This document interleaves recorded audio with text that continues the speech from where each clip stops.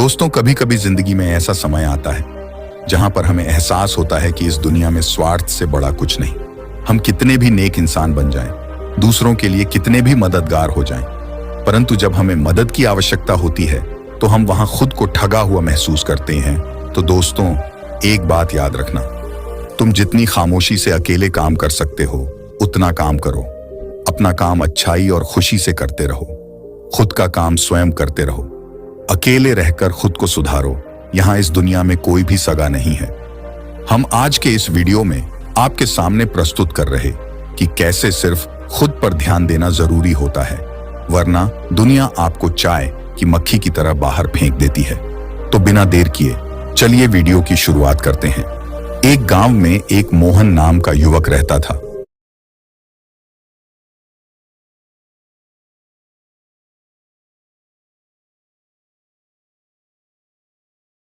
पत्नी थी, लेकिन उसके माता पिता इस दुनिया से चल बसे थे, इसीलिए पूरे परिवार की जिम्मेदारी उसी के कंधों पर थी। बच्चे अपनी पढ़ाई करते थे और उसकी पत्नी अपने घर गृहस्थी के कामों के साथ गाय, भैंस, बकरी इत्यादि का दूध बेचकर अपना घर चलाती थी। और मोहन पहाड़ में पत्थर तोड़ने का काम करता था।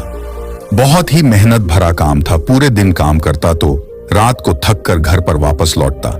लेकिन इतनी मेहनत करने के बाद भी उस युवक को गांव का कोई भी आदमी मदद के लिए बुलाता तो वो कभी भी मना नहीं करता था। उसके जीवन का एक ही सिद्धांत था, अगर मैं दूसरों की मदद करूंगा तो परमात्मा मेरा साथ देंगे, परमात्मा मेरे साथ कुछ बुरा नहीं होने देंगे। मोहन अपने इस सिद्धांत का पालन बहुत ही कड़ाई के साथ करता था। वह इस सिद्धांत पर इतना विश्वास करता था कि अगर कोई बाहर का आदमी उससे मदद मांग ले तो वह अपने घर का काम भी अधूरा छोड़कर उस आदमी की मदद करने के लिए पहुंच जाता था, जिसकी वजह से उसकी पत्नी बहुत परेशान रहती थी। वह अक्सर उसको समझाने की कोशिश करती थी कि सबसे पहले अपना काम, अपने परिवार को देखो। दो बच्चे हैं हमारे और फिर भी तुम दूसरों के काम करने में लगे रहते हो। अरे अपने घर को तो संभालो। अपना घर संभाल नहीं रहा, दूसरों की मदद करने चले हैं। और जब ऐसी ऐसी बातें मोहन के कानों में पड़ती तो उसके हृदय में कांटा चुभने लगता था और उन दोनों में लड़ाई झगड़ा शुरू हो जाता था। अक्सर उनके लड़ाई झगड़े का यही सबसे बड़ा कारण होता था। लेकिन न तो मोहन अपने आप को बदल पाया और ना ही उसकी पत्नी ने उसको समझाना कभी बंद किया। इसी वजह से आए दिन उनके घर में क्लेश होता रहता था। जहां तक उस गांव वालों की बात थी तो वो मोहन के स्वभाव को जानते थे और वो जानबूझकर जो काम आसान भी होता था, जो उनके सामर्थ्य में भी होता था, उस काम के लिए भी वो मोहन को बुलाते थे ताकि उन्हें कम मेहनत करनी पड़े। कहने का अर्थ यह है कि गांव वाले मोहन की इस सृष्टि आचार का फायदा उठाते थे, लाभ उठाते थे और सब पीछे से उसका मजाक उड़ाते थे, उसे बेवकूफ कहते थे। ऐसे ही एक समय मोहन की पत्नी बहुत ज्यादा बीमार पड़ गई। मोहन से जो कुछ भी सेवा हो सकती थी उसने वो सब अपनी पत्नी के लिए किया। उसने गांव के वैद्य को बुलाकर अपनी पत्नी की जांच करवाई, लेकिन ये रोग उस वैद्य की पकड़ के बाहर था। इसीलिए उस वैद्य ने कहा कि तुम अपनी पत्नी को नगर में जाकर किसी बड़े वैद्य को दिखाओ तो तुम्हारी पत्नी की जान बच सकती है। जल्द से जल्द नगर पहुंचने की व्यवस्था करो, नहीं तो तुम्हारी पत्नी के प्राण संकट में हो जाएंगे। ये सुनकर युवक के पैरों तले जमीन फिसल गई। उसने ये नहीं सोचा था कि उसकी पत्नी के प्राण संकट में है। वो सोच रहा था कि कोई साधारण सा रोग होगा जिसका इलाज हो जाएगा। लेकिन जब उसने वैद्य की यही बात सुनी तो वह घबरा गया। अब पत्नी को नगर तक कैसे लेकर जाए, क्योंकि उसके पास इतना धन नहीं था कि वह अपनी पत्नी के लिए घोड़ा गाड़ी करके उसमें अपनी पत्नी को लिटाकर नगर ले जा सके। उसकी पत्नी की हालत बिल्कुल भी चलने वाली नहीं थी, इसलिए उसे नगर पहुंचाने के लिए किसी घोड़ा गाड़ी की जरूरत थी। संयोग से उसके पड़ोसी रामू के पास एक घोड़ा गाड़ी थी। वह अक्सर व्यापार के लिए अपनी घोड़ा गाड़ी नगर में लेकर जाया करता था। इसीलिए मोहन के मन में विचार आया कि मैं रामू की घोड़ा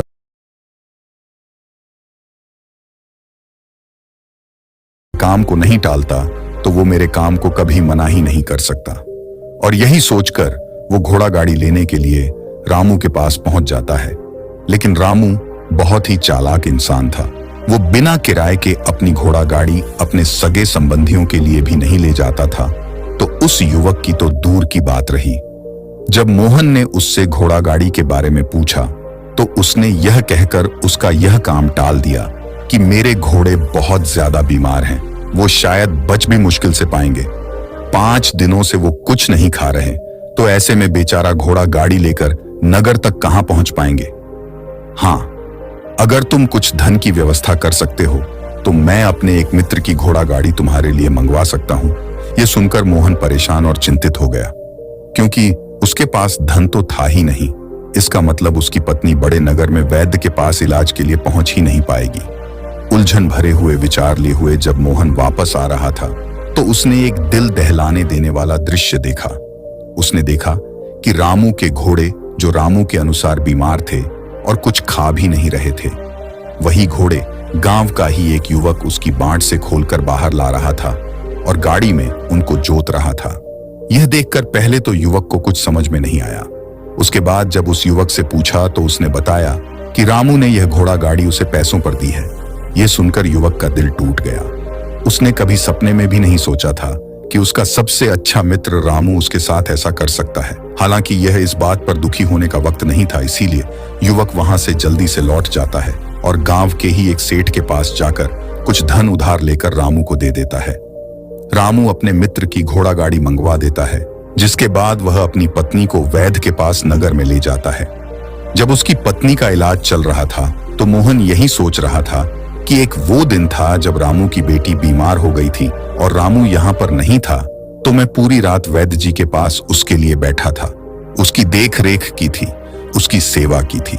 इतने दिनों तक रामू नहीं आया था, तब मैं ही उसके परिवार की देखरेख किया करता था। हाय, कैसा दुर्भाग्य है यह, जिसके लिए मैंने इतना कुछ किया।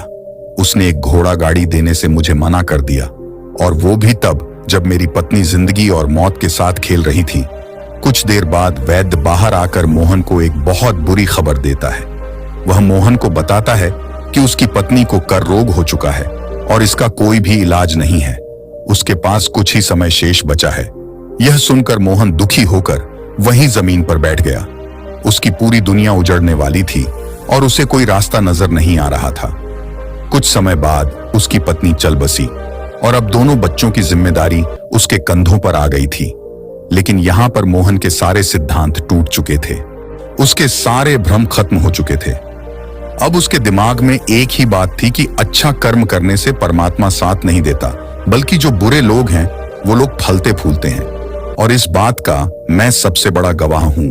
यही विचार अक्सर उसके दिमाग में चलते रहते थे और इसी वजह से उसका मन धीरे धीरे संन्यास्त हो गया और देश दुनिया से दूर हट गया। और एक दिन ऐसा भी आया जब वह अपने बच्चों को अपने रिश्तेदारों के पास छोड़कर इस देश दुनिया को त्याग कर एक सन्यासी बनने के लिए घर से निकल पड़ा। उसने गांव में किसी को कुछ नहीं बताया। किसी को नहीं पता था कि मोहन अचानक कहां गायब हो गया। सन्यास की दीक्षा लेने के लिए वह एक बौद्ध भिक्षु के पास पहुंचता है। बौद्ध भिक्षु उस समय ध्यान में बैठे हुए थे।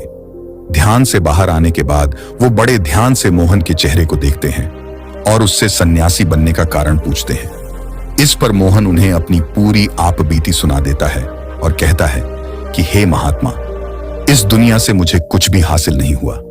मेरा मन इस दुनिया से विरक्त हो चुका है। जब अपने दोस्तों ने ही मेरा साथ नहीं दिया तो इस दुनिया में रहने का क्या मतलब, और इसी वजह से मैं सन्यासी बनना चाहता हूं। ये सुनने के बाद बौद्ध भिक्षु ने उपदेश देना शुरू किया।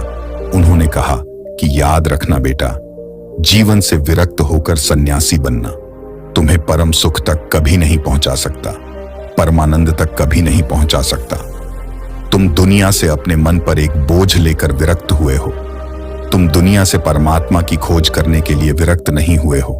इस भ्रम में कभी मत रहना।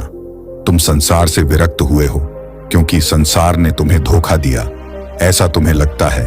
इसीलिए तुम परमात्मा पर कभी विश्वास नहीं कर पाओगे और ना ही उन पर अपनी पूर्ण आस्था बना पाओगे। इसीलिए सन्यासी होने का भी तुम पूरा लाभ कभी नहीं उठा पाओगे। सन्यासी होने का लाभ तब मिलता है जब हमारी प्रभु में, परमेश्वर में, परमात्मा में पूर्ण आस्था बन जाती है। मैं तुमसे पूछता हूं, क्या तुम्हारी आस्था परमात्मा में है? यह सुनकर मोहन कहता है कि हे महात्मा,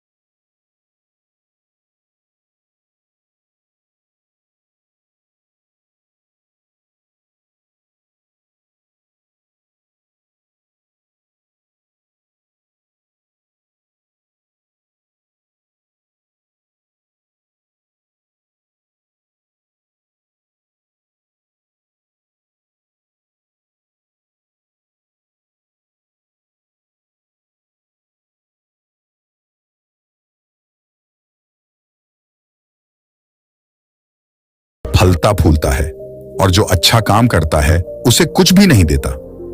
परमात्मा उसे दुख ही दुख देता है। इसीलिए मैं परमात्मा पर अपनी पूर्ण आस्था कैसे बना सकता हूं? यह सुनकर उस बौद्ध भिक्षु ने कहा कि यही तो मैं तुम्हें समझाना चाहता हूं कि तुम पूरी ऊर्जा अपनी सन्यासी जीवन में लगाओ और उसके बाद भी तुम्हें फल प्राप्त ना हो तो तुम्हें कैसा लगेगा।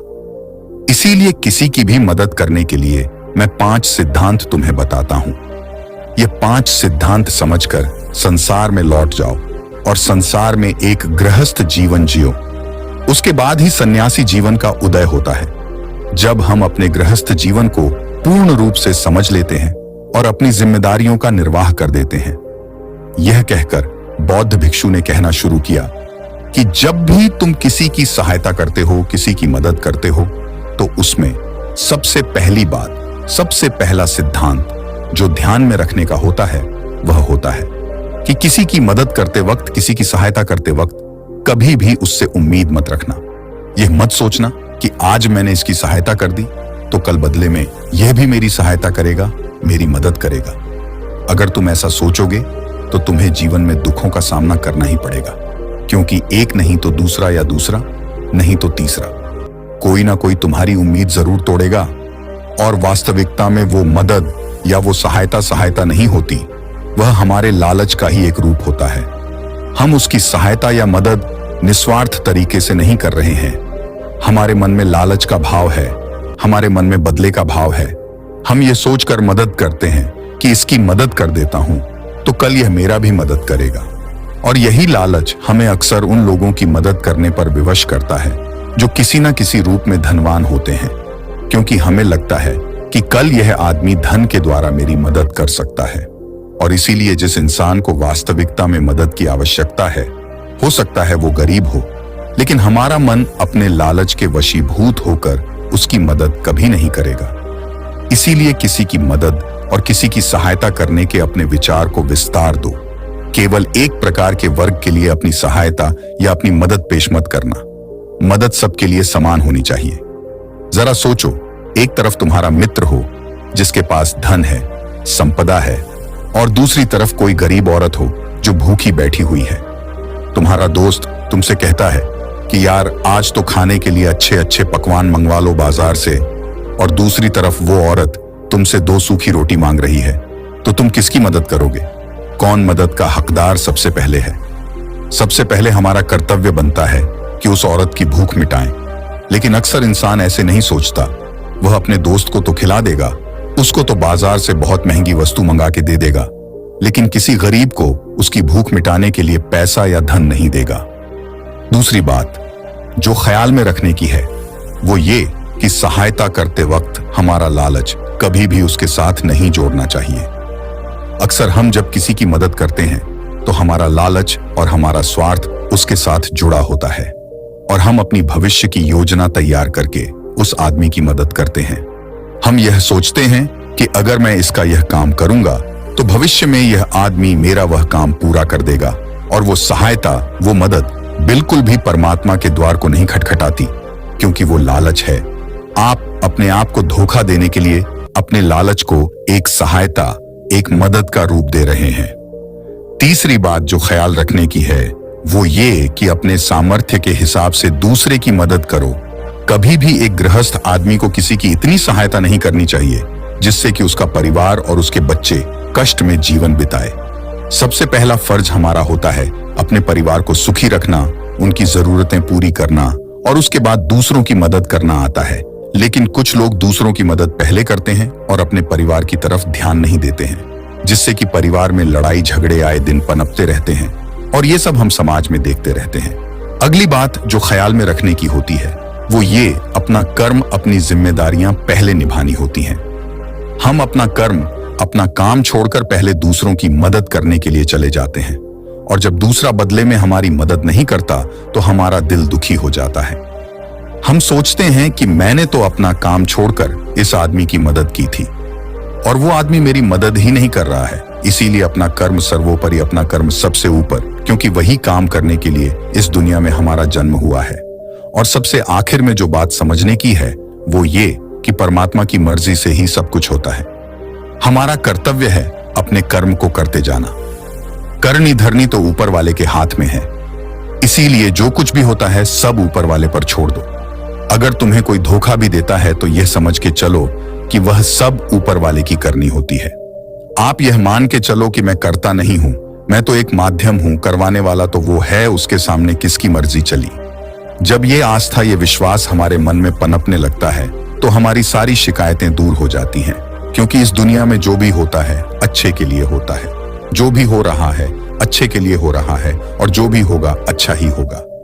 चाहे हमारी बुद्धि आज वर्तमान में इस सिद्धांत को ना समझ पाए, लेकिन जीवन में कभी ना कभी किसी ना किसी मोड़ पर आपको जरूर ये एहसास होगा कि जो हुआ था वो अच्छे के लिए ही हुआ था। इसीलिए सारी शिकायतें दूर कर दो और बस अपना कर्म करते जाओ, अपने ग्रस्त जीवन को पूर्ण रूप से जियो, और उसके बाद ही सन्यासी जीवन की नींव होती है। इसके बाद बौद्ध भिक्षु ने मोहन को कहा कि वापस अपने गांव लौट जाओ, अपनी बेटियों को वापस लेकर आओ, उन्हें पालो पोसो, अपने बच्चों को वापस लेकर आओ, दूसरी शादी कर लो, लेकिन बच्चों का पालन पोषण अच्छे तरीके से करो। यह सुनकर मोहन अपने बच्चों के साथ अपने गांव में वापस लौट आता है। गांव में किसी को खबर नहीं थी कि मोहन कहां पर गया हुआ था और वो क्या लेकर वापस लौटा है, लेकिन अगले दिन सुबह सुबह गांव वालों ने आनंद के चेहरे पर एक अलग ही चमक, एक अलग ही आभा पाई, क्योंकि मोहन संसार का सार समझ चुका था। तो दोस्तों, इस कहानी से हमें यह सीख मिलती है कि दूसरों के पीछे भागने से अच्छा है अकेले रहकर अपने आप को सुधारो और अपनों का काम बड़े ही खुशी से करो और शांत रह